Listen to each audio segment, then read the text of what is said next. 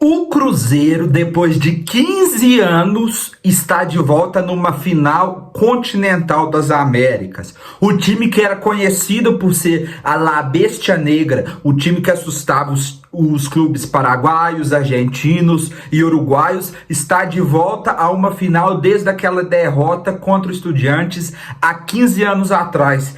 Ainda mais um fator importante depois de passar 3 anos na Série B, 5 anos sofrendo, agora ele voltou para o lugar que ele nunca deveria ter saído. Nesse vídeo aqui a gente vai comentar de um pouco como foi esse jogo do Cruzeiro contra o Lanús e o que significa isso para a história do Cruzeiro, o restante da temporada e o que o Cruzeiro pode esperar do seu elenco e do seu treinador Fernando Diniz. Meu nome é Walif, eu produzo conteúdo aqui para o YouTube sobre futebol todos os dias, por isso se você não é inscrito no meu canal, se inscreva agora e fique por dentro de todas as notícias de futebol. Hoje o Cruzeiro veio com a difícil missão, que era sair com a vitória contra o time do Lanús, que conseguiu empatar com o Cruzeiro no Mineirão. O jogo começou um jogo muito truncado, um jogo muito difícil para o Cruzeiro, onde nos primeiros 40 minutos do jogo o Cruzeiro não chutou nenhuma bola na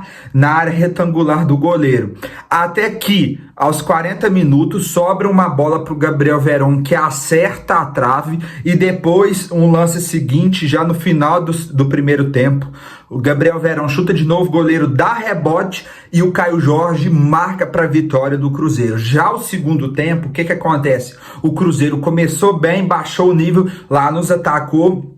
E o final foi aquele monte de chuveirinho, que era a única jogada que o Lanús conseguia criar, que era cruzar a bola na área.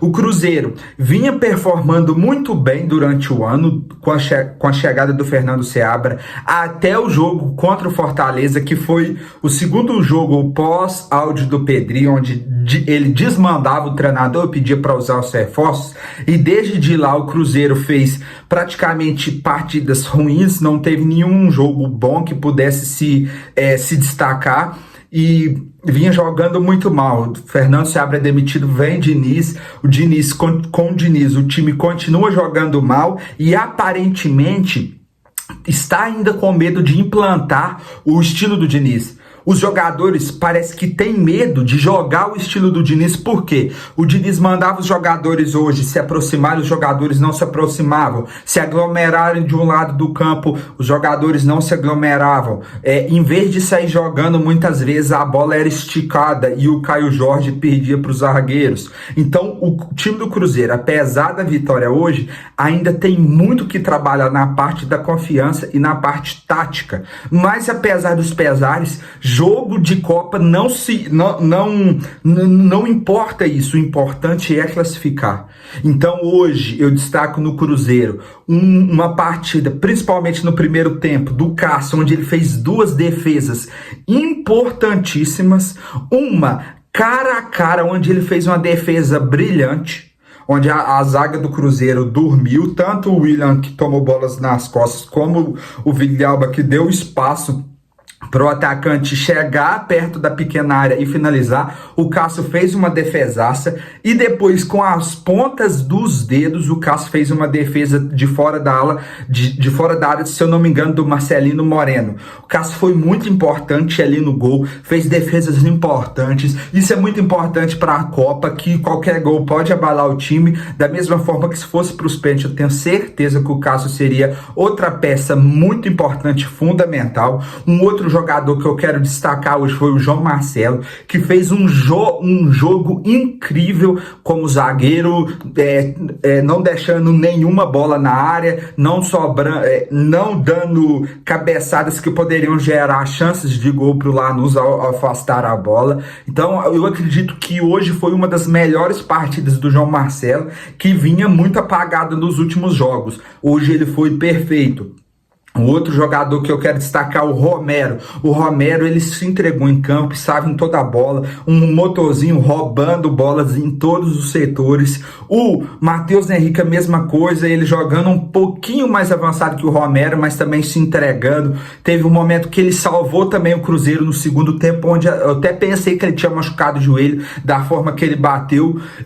Mas uma partida brilhante do Matheus Henrique e do Romero. E um outro cara que eu quero destacar, que é o Caio Jorge, que se superou em 6 partidas da Sul-Americana. Ele já tem 4 gols e 1 assistência, é o artilheiro do Cruzeiro nessa Sul-Americana e foi peça importantíssima nesses jogos, tanto contra o Boca como também agora contra o Lanús, contra o Libertad também.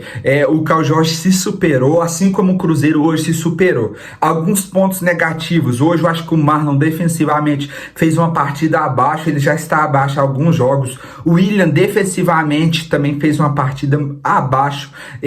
Esses jogadores então tiveram um desempenho abaixo. O Matheus Pereira também em certos momentos faltou atenção, apesar dele ter dado bons passes e quase fazer o segundo gol, mas foi uma partida que a gente espera mais do Matheus Pereira, que cada vez mais pelo menos ainda mostra não ser um jogador de jogos difíceis, de jogos grandes, ser decisivo, tá certo? Apesar de todos os poréns, o Cruzeiro então se classifica, fica a esperar ou Argentino, ou Racing, ou Corinthians, talvez mais uma final brasileira contra o Corinthians. Imagina a história de Cássio contra Corinthians. Mas o importante de tudo hoje o Cruzeirense volta a sonhar, volta a comemorar uma vitória importantíssima para a história do clube. A final vai dizer muita coisa, mas só desse trajeto em que o Cruzeiro percorreu, de começar as 3 primeiras partidas empatando, depois buscar na fase de grupo as 3 vitórias, torcer para um resultado bom, para que ele não precisasse ir para a parte de playoff, conseguiu liderar, eliminando o Boca Juniors como foi nos pênaltis. Depois a partida das quartas de final, que foi talvez a parte mais tranquila da Copa até agora, e esse jogo dificílimo contra o Lanús, que não facilitou, apesar de ser um time limitado. O Cruzeiro fez por onde e merece estar na final da Sul-Americana. É o caminho mais rápido para alcançar a Libertadores e um título muito importante para recuperar a autoestima da torcida, dos jogadores e do clube, que passou por esses 15 anos longe de uma final continental e esses 5 anos de inferno, de sofrimento, de Série B, de recuperação, de 2023 lutando para não cair. Agora, de fato, o Cruzeiro volta a se restabelecer no cenário nacional. O título vai confirmar isso se ele alcançar, mas independente de qualquer coisa, a autoestima dos torcedores do Cruzeiro está recuperada. E aí, cara, qual que é a sua opinião desse jogo? Qual que é a sua opinião? O Cruzeiro chega como favorito contra Racing ou Corinthians? Diga aqui nos comentários o que você achou dessa análise. E se você ainda não é inscrito no meu canal, se inscreva, cara. Não perca essa oportunidade de me ver falando aqui de futebol todos os dias, e tamo junto.